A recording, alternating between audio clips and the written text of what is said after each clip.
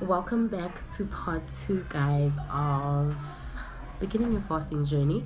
If you've made it this far, um, this far of the video, I appreciate you so much.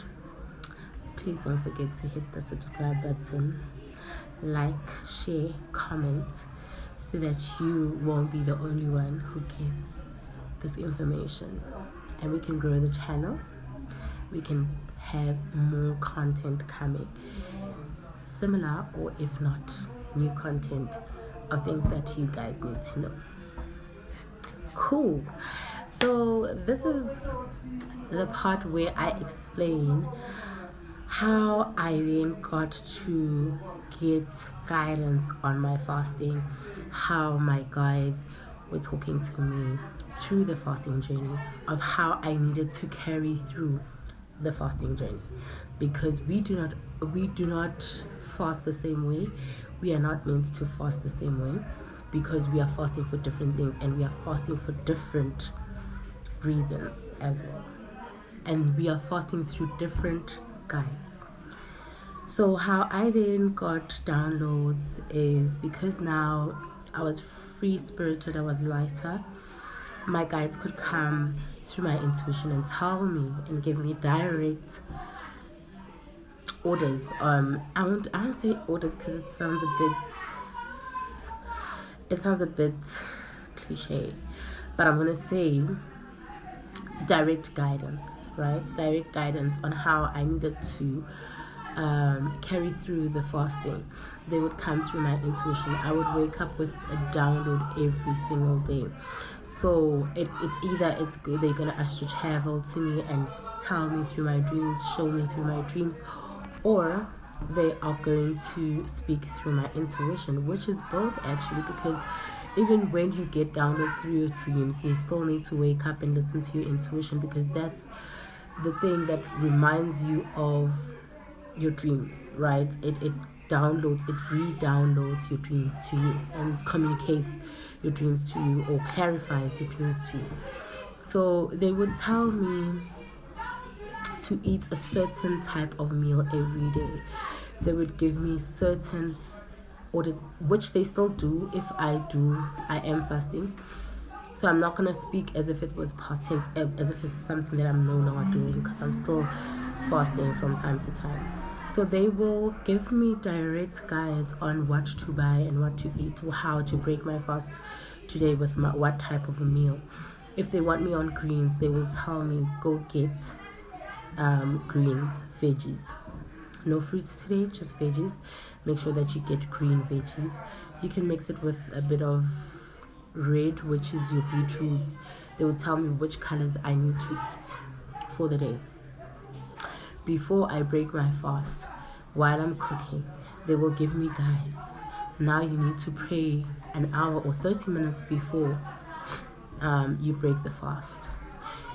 And in prayer as well, when you pray and you are centered and you are fasting, your prayer is very powerful, because you can hear your guides. Literally, you can hear the voices of your guides and the universe speaking to you through your prayer.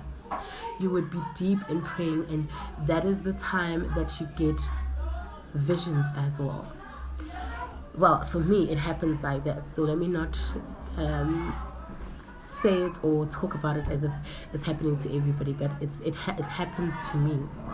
I get vivid visions. I get vivid prophecies. I get things that are not cluttered, or things that are not confusing, but I get direct messages through my prayer sessions, through my meditation session. So they would give me a direct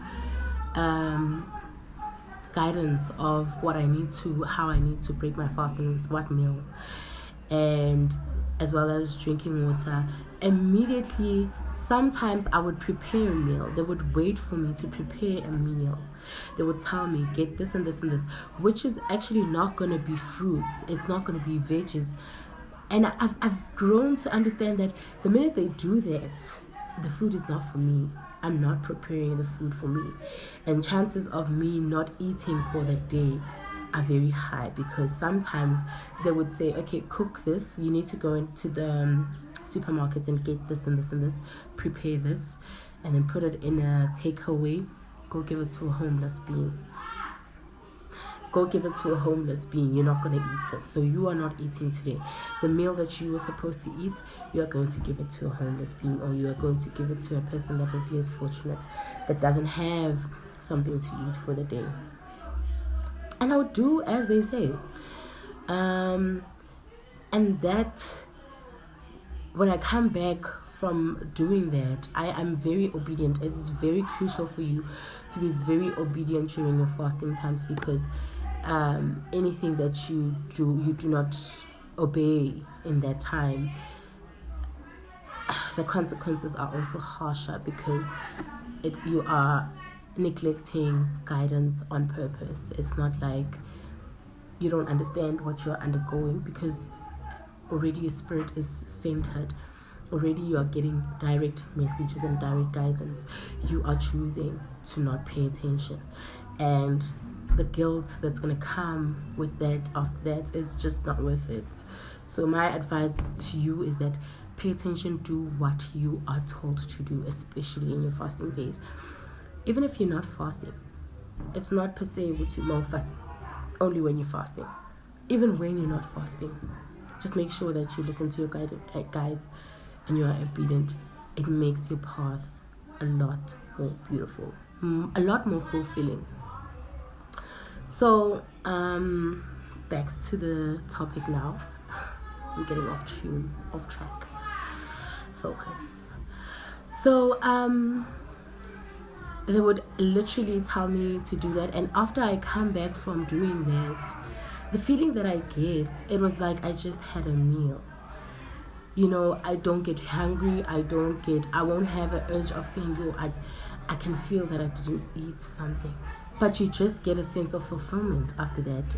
Internally, outwardly, you just get a sense of, fullness. I just feel full all of a sudden, but I don't have anything. And the feeling after that is just, you get in this gratification space of being, and be like, oh God, so I'm capable of going a day without eating, sacrificing the plate or the food that I needed to eat on that day to give it to a homeless being. And this is the feeling that you get from it. It is priceless. You cannot compare it to anything. It is amazing. It is beautiful. It is God centered. It is God driven. It draws you closer to God, And then I just grew up to loving that. Even when my guides don't tell me now to do it, but I know that during my fasting, there must be events, or there must be occasions where I do that, even when they don't tell me to do it, because now they've trained me. Sometimes you're going to go into fasting and you're not going to get guidance. And this is another thing that I wanted to talk about in the next part of the topic, but I'll just say it now before I go to part 3. Sometimes they will not tell you what to do, or they will not guide you through your fasting. And that time, take that as a test. Take that as it's an exam room. You are in an exam room.